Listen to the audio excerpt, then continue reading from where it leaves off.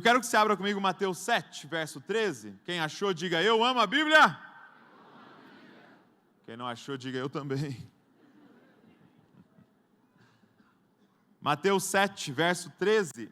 Mateus 7, último capítulo do Sermão da Montanha, tá? Então nós temos Mateus 5, 6 e 7, esse sermão de Jesus, que é tão importante para nós.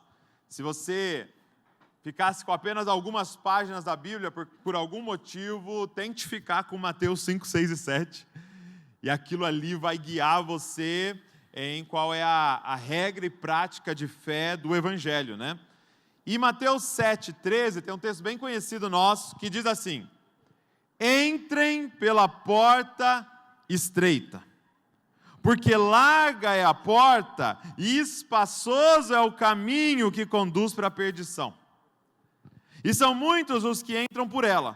Estreita é a porta e apertado é o caminho que conduz para a vida, e são poucos os que o encontram. O que Jesus está dizendo nesse texto? E ele está dizendo sobre vida, mas eu queria aplicar hoje ao nosso casamento, a essa viagem, a essa jornada. O que Jesus está dizendo para os seus discípulos é: viver é difícil. Jesus está dizendo para eles: vida e dificuldade são atrelados. Viver é difícil. Então, um casamento cheio de vida, uma viagem no caminho de Deus é difícil. Então, olha para quem está do seu lado e já fala: é difícil. Agora, o inverso do que Jesus está dizendo é: morrer é fácil.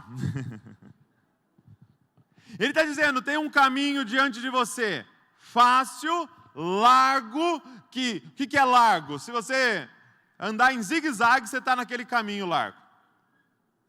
Só que esse caminho fácil, ele conduz para morte. Morte da sua família, morte do seu relacionamento, morte da sua alma, morte no seu espírito e morte literal física. Morrer é fácil, gente.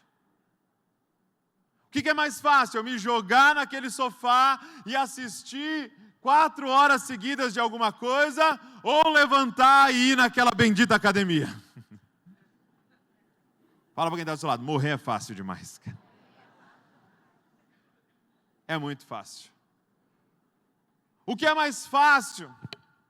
Comer aqueles legumes todos lá, ou o pudim que desfaz na boca? Desfaz, você não precisa mastigar. Ele escorrega para dentro. É fácil. É fácil. O caminho difícil leva a vida. Interessante que nesse texto, em inglês, na versão em inglês desse texto, ele não fala que o caminho que conduz para a perdição, ele é espaçoso. Ele fala que é fácil. Ele usa a palavra easy. E o caminho que leva a vida é hard, é difícil. Porque viver é difícil. Então, sobre o que eu quero falar com você hoje? Se casamento é uma viagem, há um obstáculo gigantesco que está destruindo os nossos casamentos, que está destruindo as nossas famílias. Há um pecado ignorado por nós, que é sorrateiro, e que está destruindo as nossas famílias. Nós ouvimos uma palavra agora de criação de filhos, de como conduzir os nossos filhos ao Senhor, e o que vai te impedir de fazer o que você ouviu é esse pecado. É esse pecado aqui. Você vai ouvir inúmeras palavras. Você ouviu o Mac Anderson ontem, você vai ouvir o Bispo Júlio hoje à noite, você vai ouvir inúmeras orientações. Anote, memorize, assista de novo, mas tem algo que pode fazer isso aqui ser uma grande perda de tempo ou só mais umas férias suas. É isso que vai determinar a transformação genuína da nossa família. Nós vamos olhar no olho desse pecado. E nós vamos resolver. Que se chama preguiça. Fala comigo, preguiça. É o pecado ignorado por nós. Sim ou não? Você já teve assim em alguma igreja em que o presbítero foi colocado de banco? Qual o motivo? Preguiça. Já teve assim um baterista que saiu assim? Por quê? Preguiça.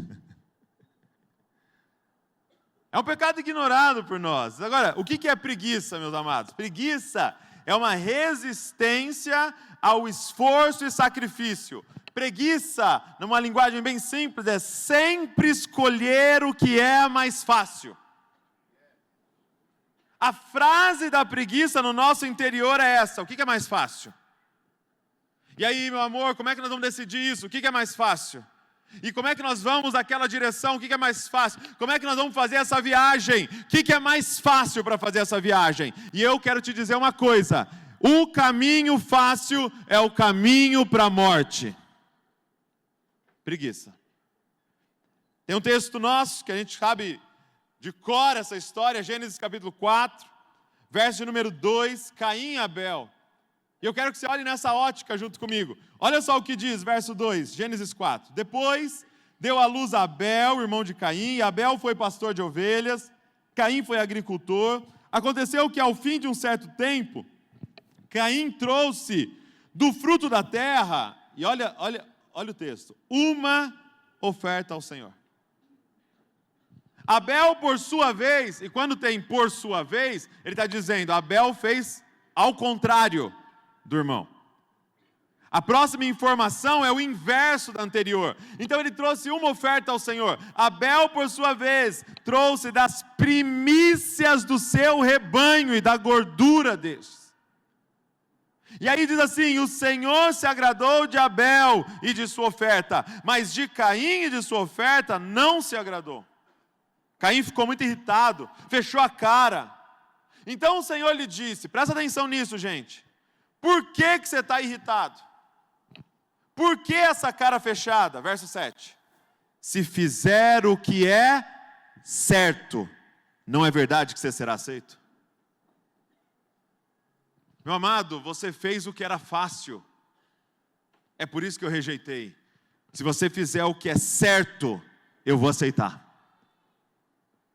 Meu amado, você chegou diante da produção das suas mãos, porque alguns falam, não, é porque tinha que ter trazido animal. Não, não era para trazer animal. Em Levíticos tem ofertas de cereais, para que aquele que trabalha com agricultura traga. Então um trabalhava com agricultura e ia trazer coisas de agricultura. O outro trabalha com animais, vai trazer coisas de animais. Mas alguém estava lá olhando e dizendo, qual é o melhor animal que eu tenho? O que me custa aqui para eu levar para o Senhor? E alguém falou, meu Deus, é culto hoje, pega alguma coisa aí. E aí levou uma oferta. E o outro levou a oferta ao Senhor. E ele está dizendo, se você fizer o que é certo, você não vai ser aceito. Então entenda uma coisa, o preguiçoso é aquele que tem um ideal, não tem um ideal de perfeição esforçada, mas de facilidade. A pergunta do preguiçoso é, o que é mais fácil? Enquanto a pergunta dos filhos de Deus é, o que é o certo? A pergunta do preguiçoso é o que é mais barato. E a pergunta dos filhos de Deus é o que é o certo. Sabe o que é interessante aqui?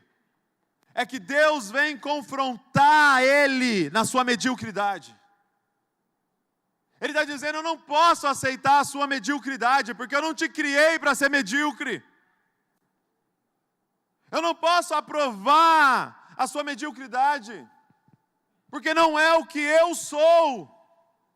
Deus não faz o que é mais fácil. Deus faz o certo. E aí ele recebe esse discipulado do próprio Deus. Mas o que ele decide fazer? O que muitos de nós fazemos constantemente. Ao invés de lidar com a nossa mediocridade, a gente quer matar o excelente. Douglas, qual é a área de mediocridade na minha vida? Eu vou te falar. É a área que te irrita nos outros. Já viu alguém assim? Ai, não aguenta aquele fulano, só pensa em academia. Ele vem com essas blusinhas apertadas, mostrando o braço. Ai, coisa ridícula. É porque ele denuncia a sua mediocridade. Ah, não, mas não tem pecado nele de vaidade? Não sei. Pode ser que sim, Deus trate com ele. Mas a verdade é que irrita o fato de você não conseguir vencer nessa área. E aí é mais fácil matá-lo do que lidar com a sua mediocridade. Ai, não suporto fulano pregando, só fala palavra difícil. Acha que é o teólogo. Ai, não pode ler um livro que quer citar para a gente. Ah, irrita você, né? O fato de você não conseguir parar para crescer na sua intelectualidade. E é mais fácil matar o intelectual do que lidar com a nossa mediocridade. Quem está entendendo, gente? Ah lá, fulana, no salão de novo. Ai, meu Deus, esse salto, para quê? Ai, fica postando os filhos. Sabemos, sua família é perfeita. E vai nos irritando, porque denuncia. E é mais fácil a gente cercar de um monte de leproso. Porque quando já caiu o seu dedo, tem alguém que caiu o dedo, a orelha e o nariz. Aí você fala, tu tá bem, né? Sem só um dedo. Preguiça. Sabe, talvez alguém aqui hoje, ouvindo, né, essa palavra preguiça, está falando, principalmente homem, tá? Principalmente homem. Está falando assim, ai, graças a Deus, posso ficar até mais de boa aqui, porque essa mensagem aí não é para mim. Amado, trabalho 12 horas por dia. Se precisar, eu trabalhei 18. Já fiz hora extra. O que me colocar, eu faço. Na igreja, eu abro, fecho, e já preguei, cantei, já fiz de tudo. Tem uma coisa que eu não tenho, é preguiça. Mas eu quero te dizer, meu amado, e minha amada também, preguiça não é não fazer nada. Preguiça é sempre escolher fazer o que é mais fácil. É fácil para você trabalhar. Eu quero ver fazer lição de casa com os filhos. O lance é que ministério é sua fuga para não fazer o que é difícil. Ouvir a esposa. O lance é que trabalhar 12 horas lá, braçal, para você é o fácil. Eu quero ver, é a devoção no quarto, diante do Senhor, durante 1 hora. Preguiça não é não fazer nada, preguiça é fazer o que é mais fácil. Pergunta, o que é difícil para você? Para a gente hoje, ou nesse final de semana, deixar o Senhor tocar nessas coisas em nós, e falar, vamos embora Deus, vamos mexer nesse negócio, que é difícil para mim. Amados, o nosso grande inimigo, o meu grande inimigo, e como eu luto com isso, a volta aqui como testemunha, é uma desgraça do tá bom. Pensa na frase que a nossa inimiga hoje aqui, é o tá bom, porque tá bom é a mediocridade. Não, tá bom assim. Você entendeu o que eu estou querendo dizer? Eu ouvi uma vez o Francis Chan contando. Francis Chan é um pastor americano, mas com descendência chinesa. Se não me engano, o pai dele era chinês. Tá? E aí ele falou que um dia ele foi na China visitar a família dele, numa vila lá da China, visitar a família dele. Chegando lá, todo mundo ficava assim para ele. Meu Deus, Francis, como você é alto. Meu Deus, como você é alto.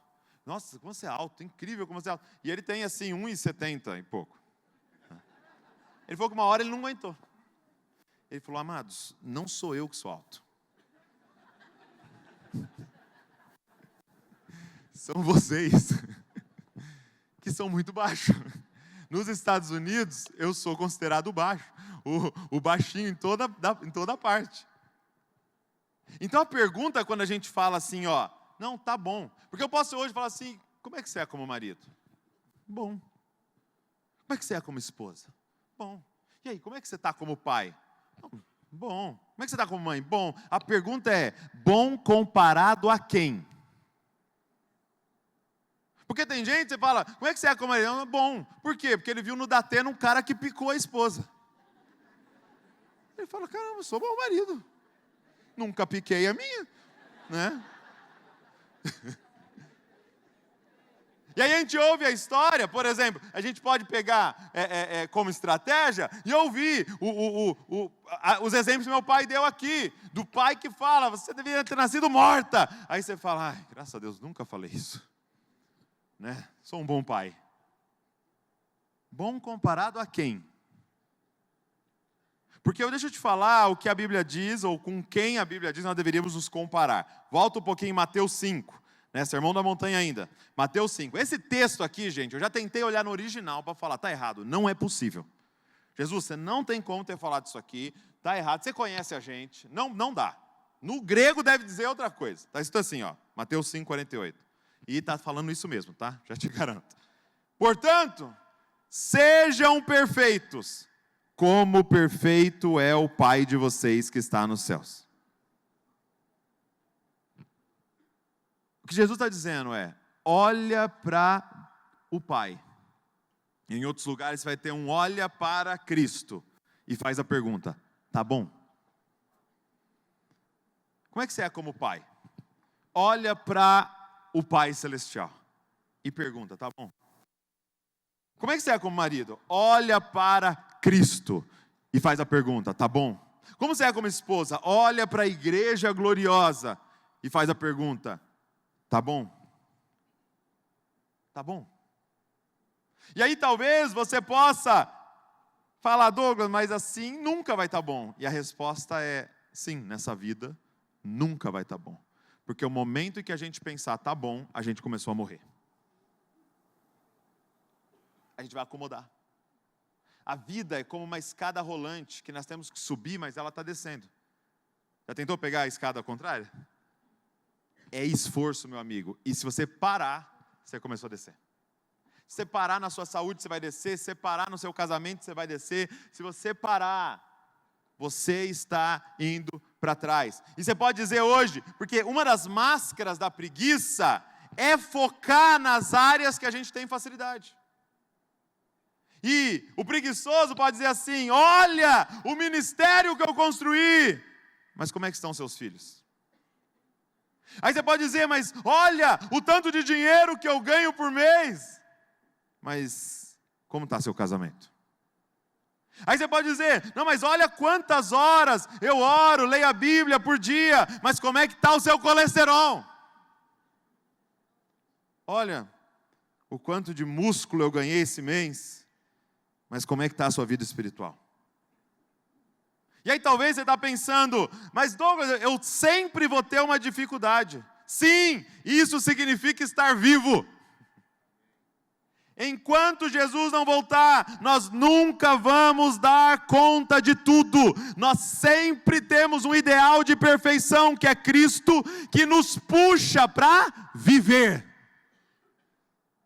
Que área que você está lutando? Que área que você está focado? Que área de dificuldade que você está falando? Eu quero melhorar nisso, eu preciso mexer nisso, porque senão a gente se esconde atrás do que a gente é bom e ignora as áreas que nós temos que melhorar. Uma vida de sucesso não é ser perfeito nessa era, sucesso é nunca parar de avançar. No ano que vem, quando você voltar aqui para o encontro de casais, você vai falar, Jesus, vamos pegar uns outros problemas meu. Porque no ano passado a gente mexeu naquele negócio, e eu já passei esse ano inteiro mexendo nisso aí que eu tinha que mexer. Quem está entendendo o que eu estou falando aqui, gente? Olha o que Paulo vai falar em 2 Coríntios. Olha que interessante, 2 Coríntios 12, 7. E para que eu não ficasse orgulhoso com a grandeza das revelações, então qual é uma área de facilidade dele? Revelações de Deus, conhecimento.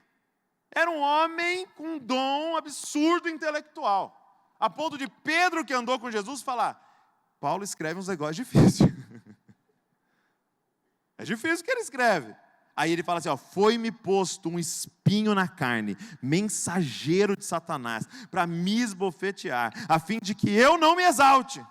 3 vezes eu pedi ao Senhor que o afastasse de mim. Então ele me disse, a minha graça é o que basta para você, porque o poder se aperfeiçoa na fraqueza. De boa vontade, pois, mais me gloriarei nas fraquezas, para que sobre mim repouse o poder de Cristo. Por isso, sinto prazer nas fraquezas, nos insultos, nas privações, nas perseguições, nas angústias, por amor de Cristo, porque quando sou fraco, então é que eu sou forte.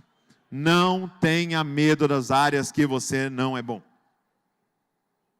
Porque a graça de Deus quer ser revelada nessas áreas. Deixa eu te falar algumas frases da preguiça. Eu quero só que você vá se identificando, para a gente primeiro reconhecer, né? Frase da preguiça é assim, ó. Eu até queria, mas... E aí você dá a sua desculpinha. Não, eu até queria emagrecer, mas... Eu até queria essa questão da minha saúde, mas... Eu até queria organizar minhas finanças, mas... Eu até queria devocional, mas... A segunda frase. Eu não tenho tempo. Ah, é que eu não tenho tempo. Cara, você precisa resolver. Ah, é que eu não tenho tempo, eu não tenho tempo. Meu amado, todo mundo tem o mesmo tempo. Só não tem tempo quem morreu. Você está vivo, você tem 24 horas.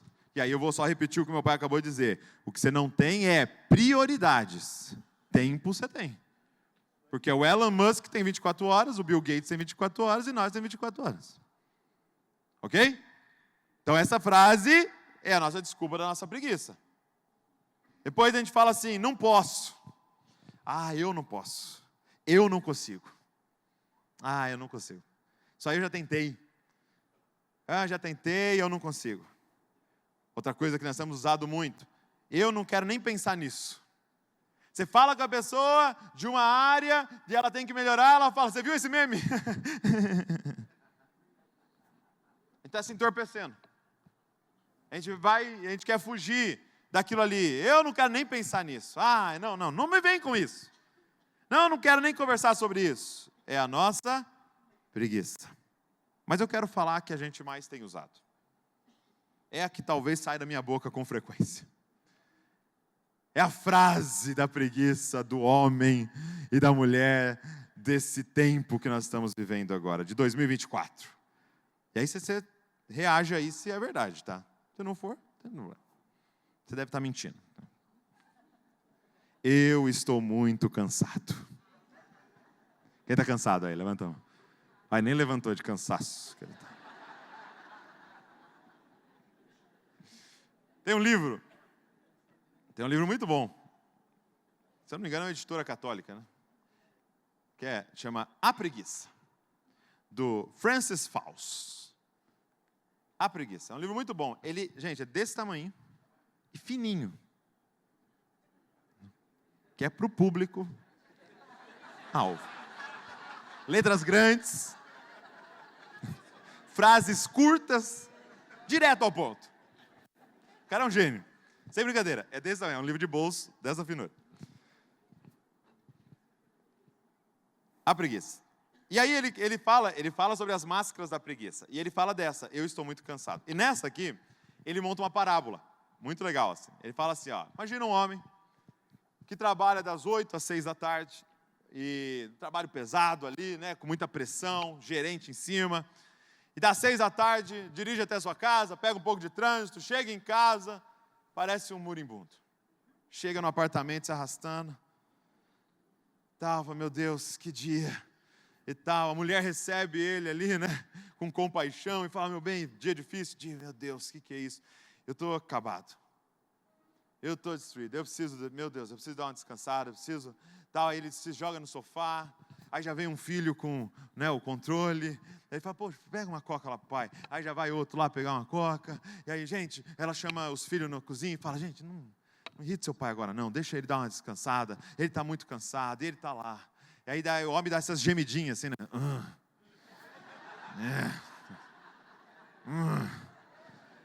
aí ele fica trocando o canal lá, tal, cansado, como eu e você. Só que de repente, começa assim, ó. Bzz, bzz. Aí ele olha, o irmão da igreja, alô? Fala, cara, não acredito, consegui marcar a quadra de society para nós. Você consegue ir? Do nada. Não sabemos de onde, a ciência ainda não explica. Provavelmente Vênus, Mercúrio, vem uma energia. Entra dentro daquele homem. O peito dele estufa. Ele fala, meu amor, você não acredita, a galera da igreja conseguiu marcar o society. E eles estão precisando de mais um, está faltando um. E tal, e aí eles me chamaram, e aí ele já vai pegando os seus equipamentos, sabe onde está minha chuteira, sabe onde está meu meião, e ele sai pegando as coisas, e ele se organiza, entra no carro, e aquele homem cansado vai correr por 1h30 sem parar, atrás de uma bola. É sobrenatural, amados.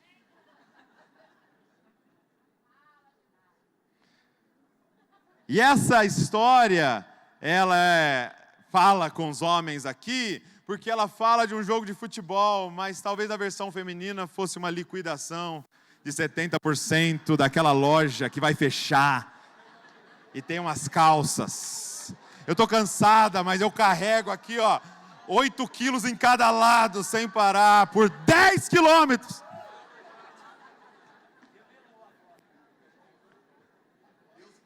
E o autor diz assim: a próxima vez que você for assaltado por essa frase, né? Eu estou muito cansado.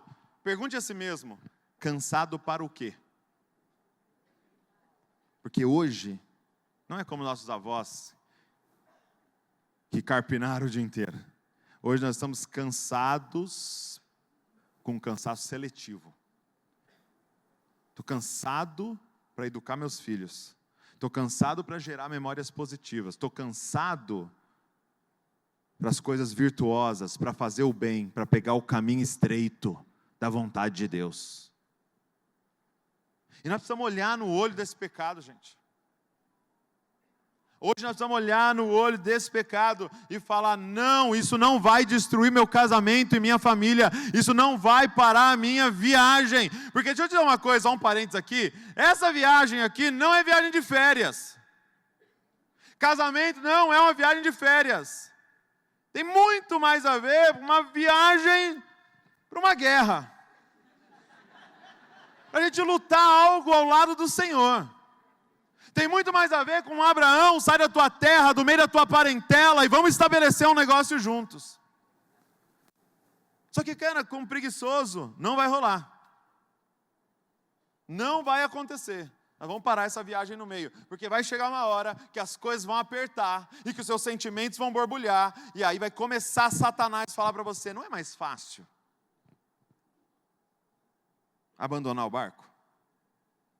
Não é mais fácil encerrar, procurar uma outra e começar de novo, procurar um outro e começar de novo? Não é mais fácil? Só que eu estou aqui para te dizer, é o caminho da morte. Porque você não foi criado por Deus para fazer o que é fácil, você foi criado por Deus para fazer o que é certo. Então você tem que olhar no olho desse pecado e falar, tá, mas o que é o certo? O certo é manter a aliança que eu fiz diante do Senhor, diante das pessoas e diante dessa aqui que está ao meu lado, desse aqui que está ao meu lado. Para esses filhos que o Senhor me deu, eu vou fazer o que é o certo.